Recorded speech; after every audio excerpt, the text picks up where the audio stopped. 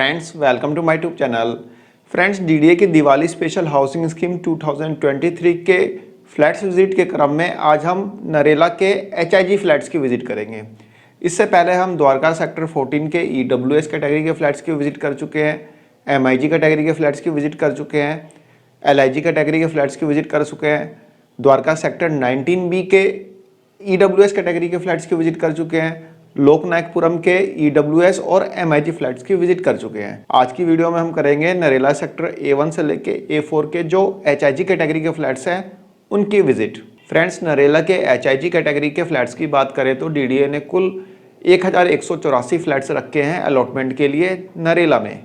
Friends DDA ने जो HIG यानी 3BH के फ्लैट्स जो रखे हैं वह रखे हैं नरेला सेक्टर A1 से लेके A4 में, जो कि अलग अलग पॉकेट में, पॉकेट 3 में है, पॉकेट 4 में है, पॉकेट 7 में है, पॉकेट 14 में है। तो ये अलग अलग पॉकेट में ये फ्लैट्स रखे गए हैं। यदि इन फ्लैट्स के एरिया की बात करें तो लगभग इनका जो प्लेंथ एरिया है 160 स्क्वायर मीटर से लेके 184-185 स्क्वायर मीटर तक का है। और यदि इन फ्लैट्स की प्राइस की बात करें तो पॉकेट 4, 7 और 14 में इनका जो प्राइस है तो 1,40,40,000 से लेके 1,44,00,000 से स्टार्ट है और मैक्सिमम जो इसका प्राइस जा रहा है यहाँ पे 1,65,00,000 तक जा रहा है। और यदि पॉकेट 3 की बात करें तो यहाँ पे 1,50,00,000 से लेके 1,73,00,000 तक इसका प्राइस जा रहा है। फ्रेंड्स आज की वीडियो में जो हम विजिट करेंगे नरेला का जो पॉकेट 7 में जो एचआईजी कैटेगरी के फ्लैट्स हैं उनकी विजिट करेंगे। ये सभी फ्लैट्स जो है लगभग एक जैसे हैं देखने में। अंदर से जो आपका एरिया रहेगा लगभग सेम है। जितने बेडरूम आपके पॉकेट 7 में रहेंगे उतने बेडरूम आपके पॉकेट 3 में भी रहेंगे। लगभग आप देख सकते हैं एरिया बिल्कुल सेम है। ठीक है फ्रेंड्स, तो हम नरेला के पॉकेट 7 की विजिट करेंगे। यदि आप किसी दूसरे पॉकेट में फ्लैट देखना चाहते हैं तो आप रेफरेंस के लिए भी इस वीडियो को देख सकते हैं। फ्रेंड्स चलते हैं एक बार बाहर से इन फ्लैट्स के एक व्यू देखते हैं।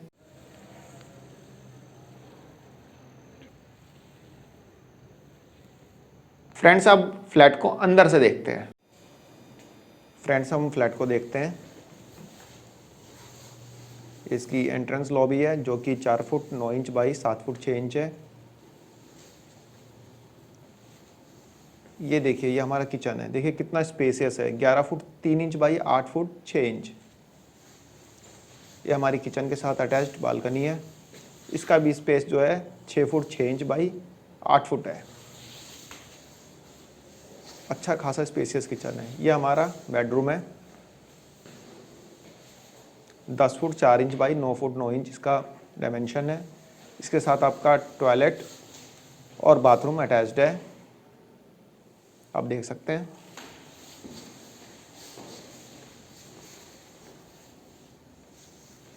ये हमारा लिविंग रूम है, देखिए कितना स्पेशियस लिविंग रूम है। 13 foot 7 inch by 22 foot 6 inch का। साथ में इसके बालकनी भी अटैच्ड है। ये हमारा सेकंड बेडरूम है, 10 foot 6 inch by 13 foot 7 inch, sorry 13 foot 1 inch. काफ़ी स्पेसियस ये भी बेडरूम है। इसके सामने आपको सेकंड टॉयलेट मिल जाएगा। इसके साथ भी बाथरूम अटैच्ड है।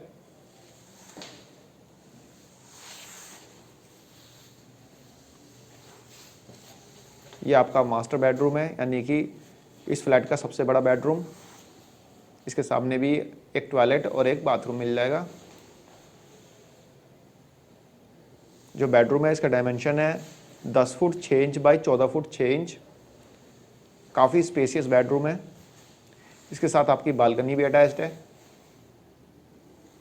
देखते हैं बालकनी कितनी बड़ी है। बालकनी में भी अच्छा खासा स्पेस है, 9 foot 11 inch by 4 foot 1 inch की बालकनी है। ये हमारा थर्ड टॉयलेट, ये हमारा सेकंड टॉयलेट, ये हमारा बेडरूम सेकंड वाला, इसमें बालकनी अटैच नहीं है। ये हमारा लिविंग रूम हो गया। एक बार इसकी बालकनी देख लेते हैं, इसकी बालकनी नहीं देखी हमने अभी। भाई साहब काफ़ी बड़ी बालकनी है इसकी, 13 फुट बाई 4 फुट। काफ़ी स्पेसियस बालकनी है और लिविंग रूम भी काफ़ी स्पेसियस है।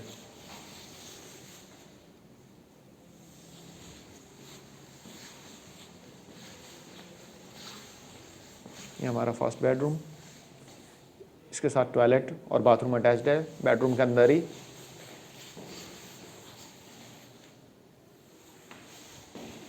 ये हमारा किचन सामने। फ्रेंड्स, हमने फ्लैट को अंदर से देखा, हमने देखा कि फ्लैट जो है काफ़ी स्पेसियस है। आपके 3 बेडरूम है, 3 टॉयलेट और बाथरूम अटैच्ड है।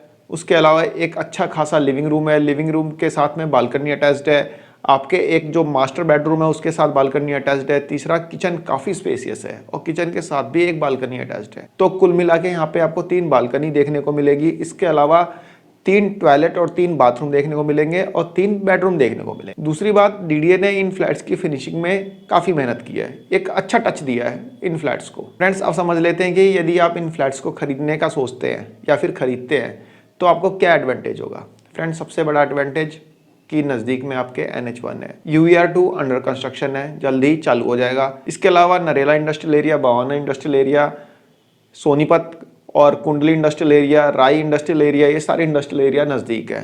जिन लोगों की वहाँ पे फैक्ट्री है वह यहाँ पे अपना फ्लैट ले सकते हैं, क्योंकि एक नौकरी पेशा आदमी के लिए 1.5 करोड़ के फ्लैट लेना इतना आसान है नहीं। इसलिए मैंने बोला है कि जिनकी यहाँ पे फैक्ट्री वगैरह है या फिर जिनका अपना बिजनेस है वहाँ पे वे लोग अपना फ्लैट यहाँ पे देख सकते हैं और ले सकते हैं। फ्लैट्स काफ़ी स्पेसियस है। कॉस्ट वाइज इनको कंपेयर करें तो कॉस्ट वाइज ये बियरेबल है। फ्रेंड्स, यदि कॉस्ट वाइज कंपेयर करें तो इन फ्लैट्स की कॉस्ट जो है 1 करोड़ 40 लाख 45 लाख से लेके लगभग 1 करोड़ 73 लाख तक जा रही है। यदि हम सबसे मिनिमम वाला फ्लैट देखते हैं तो पॉकेट 7 में जो है 1 करोड़ 40 लाख से लेके 1 करोड़ 61 लाख है।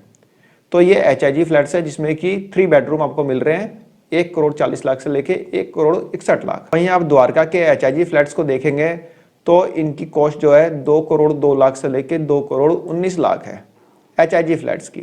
लेकिन ये जो प्राइस है वह वेरिएबल है, यानी कि ये फ्लैट्स जो है ई ऑक्शन बेस पे रखे गए हैं और इनका प्राइस जो है वेरिएबल होने का मतलब है जब इनकी बोली लगेगी, जब इनकी बिडिंग होगी तो इनका प्राइस इंक्रीज ही होगा, डिक्रीज होने का कोई मतलब ही नहीं है। और इंक्रीज कितना होता है ये तो बिडर के बिडिंग पे डिपेंड करता है कितना इंक्रीज जाता है। और यदि द्वारका सेक्टर 14 के MIG फ्लैट्स देखते हैं तो यहाँ पे आपको फ्लैट की कॉस्ट पड़ेगी 1 करोड़ 25 लाख से लेके 1 करोड़ 42 लाख, जो कि नरेला के जो HIG फ्लैट्स की मिनिमम कॉस्ट है 1 करोड़ 40 लाख उसके आसपास है।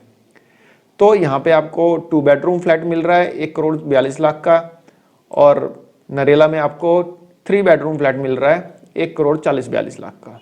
तो हम मान के चलेंगे कि यह एक एडवांटेज है। जहाँ आपको MIG कैटेगरी का फ्लैट मिल रहा है 1 करोड़ 42 लाख का, यहाँ पे आपको HIG कैटेगरी का फ्लैट मिल रहा है 1 करोड़ 41 लाख का।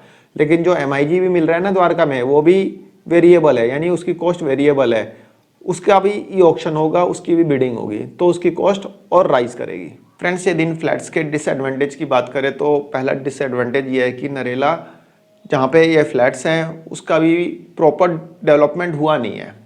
डीडीए इसका डेवलपमेंट अभी कर रहा है, अंडर डेवलपिंग है नरेला, और कब तक इसका डेवलपमेंट हो पाएगा पता नहीं।